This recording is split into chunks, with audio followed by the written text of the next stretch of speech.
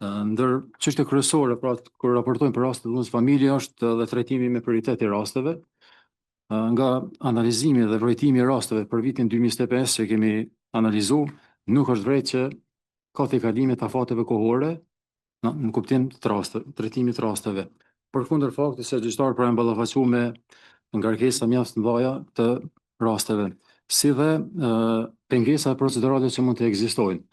Në aspektin penal, pra, pengesat kryesore që mund të dërgojnë deri tek zvarritja e rasteve apo prolongimi i zgjidhjes kanë të bëjnë me sigurimin e pranisë së pandehurit në procedurë.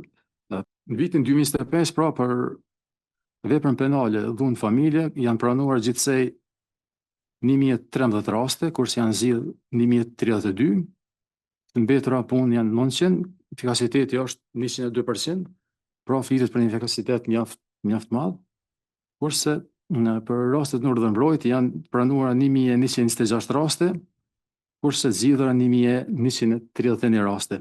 Por edhe këto është efikasiteti mbi 100%. Ekspertët kanë analizuar se në fakt koordinimi ndërinstitucional në Kosovë nuk është përcjellë në mënyrë konsekuente në gjitha institucionet, për shkak se ka pasur raste gjyqtarët, gjykatat përgjithësi kanë lëshuar vendime, mirë po fakt ka munguar trajtimi nga institucione tjera. Në këtë rast janë urdhëruar masa të caktuara nga gjyqtarët, nga shërbime të tjera, policia nuk e ka mbikëqyrë rastin, si dhe nëse janë lëshuar masa tjera në raport me kryesin që kanë të bëjnë me masa të trajtimit psikiatrik të azëm, nga institucionet shëndetësore nuk ka pasur përcjellje të rastit. Për sa i përket përcjelljes të rastit tani në vitet e fundit, konkretisht në vitin 2025, përmes fillimit të aplikimit të mbikëqyrjes elektronike, janë arritur disa rezultate mjaft mira.